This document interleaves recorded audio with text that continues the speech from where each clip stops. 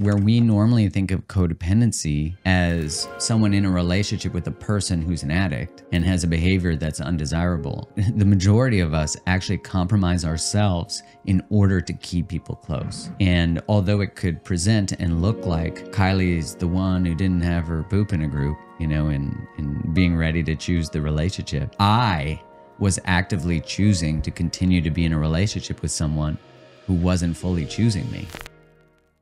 Hello and welcome to another episode of the Mark Rose Podcast. Today on this solo episode, it is an espresso shot of relational awareness. This is a conversation that Kylie and I share in our audiobook from the book Liberated, How to Release Codependent Patterns and Create the Love You Desire. At the end of every chapter in the book, we have a conversation that's unscripted, that's about whatever we cover in the chapter. In this chapter, we discuss more specifically the pattern of codependency, the definition we explore, and also how this shows up in our interpersonal relationships. When you see the dynamic of one person being maybe more the pursuer, or what we might call anxiously attached, and the other person being more the distancer, the person who's ambivalent or unsure or running from the commitment as the other one runs towards commitment, this pattern we dive more deeply into. In the conversation about relationship, we tend to villainize the ambivalent one or the distancer. And so we give a little more context to that pattern and how both people can take responsibility in their relationships to change their life. So if you love this conversation, please share the episode and also hit that subscribe button, because every week, twice a week, I dive deeper into the human experience, human connection, and how to master human relating and ultimately ourselves. If you want to hear more about the specific subject we're covering, please pick up the book if you're into reading. And if you really like the end of chapter conversations and listening to your books, pick up the audiobook, Liberated Love. Much love. All right, let's dive deep into this definition. Let's dive deep into this definition of codependency, because y'all are deep in the book, so let's go for it. Codependency, as we define it in the book, is a relational dynamic where we source safety from someone or something outside of ourselves at the expense of our own needs, sense of self, and overall well-being. I think the big thing I want to talk about is the key words of at the expense of. Because so much of our work when we're talking and working with our clients is, well, I have needs that I need other people to meet. And of course, we're human beings. Like, we absolutely will have needs with other humans. But it's when we're getting these needs met at the expense of ourselves that it becomes codependent. Yeah. Right? Yeah, there is this idea that the opposite of codependency is overt individualism, right? That it's like I go from being needy or a doormat to like prioritizing everyone to just me. I have just a self. And I don't know how to be in a relationship and be a self. And that's what this book is teaching us how to do, teaching you how to do, is that how do I hold on to who I am and be in a relationship? How do I manage my needs and also create space for someone else's needs? Yeah. And that's such a dance. It's such a dance. I know that for me, how this really showed up in Relationship 1.0 is I was sourcing safety and security from you. And, you know, the way I identify that is like my financial safety and security was coming through you. And that was at the expense of my voice, of my overall sense of self. Because if I was to bring my needs to the forefront or to share something that I was unhappy with, I feared that that might rock our relational boat. And with that, my source of safety and security.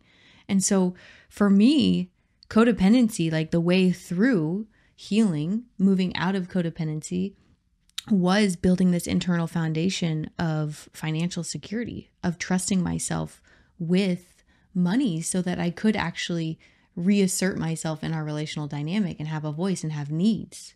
But if I'm sourcing that safety from you at the expense of myself, it becomes really tricky to break free from that, you know? Well, and so important to note too, that your fear of speaking up and that destabilizing the relationship and thus money, support, etc., was unconscious and not true, right? Like if you had brought forward what was really going on for you, it was, at least in my experience, received with love and grace and curiosity when I didn't insert some defensiveness and a couple emotional armors just to keep things creative and exciting. But yeah, that when you're listening to this, that you recognize that it doesn't mean that speaking up or whatever you as the listener might be relating to, it doesn't mean that in doing that, it's actually going to create the outcome you fear. It's that the outcome you fear lives probably in your lineage, lives in, you know, your relationship history, your childhood, what you observed, what you learned about relationships growing up. Right. And it was also for me challenging an identity, a way of being in which I knew how to relate to the world, which was, as we discussed in chapter 1, one of the masks is like the damsel in distress. Yeah. Like, I need somebody to save me because I don't know how to take care of myself. I don't have the competence to stand on my own 2 feet. And so I think what's so tricky about this relational dynamic that we find ourselves in is these identities have been rooted, and we know how to relate to reality from these identities. Yeah, so much. So. And you... Well, let me get into mine. Let me get into mine, okay? That, yeah, through your need to be supported, I got to support you, which made me feel valuable, and you couldn't leave. Unconsciously, of course. It's like, if she needs me, she's not going to go anywhere because my greatest fear is her leaving me.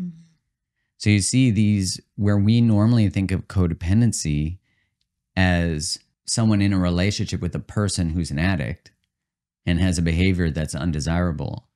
That's not, the majority of us actually compromise ourselves in order to keep people close. And although it could present and look like Kylie's the one who didn't have her poop in a group, you know, in being ready to choose the relationship, I was actively choosing to continue to be in a relationship with someone who wasn't fully choosing me. So there's a level of responsibility that is to my own self-abandonment and self-erasure and the eradication of my own true needs that is masquerading under this mask. Savior role. Yeah. It's a hard one to break down. Especially because most of the relational information out there speaks to moving on from an avoidant person or moving on from a person who can't choose a relationship. And that is part of the healing. And also the recognition that we're choosing them, that there's actually a part of us that's recreating a dynamic that needs to be healed. So stay tuned, because this book's walking you right through all of that. Don't leave yet, there's more.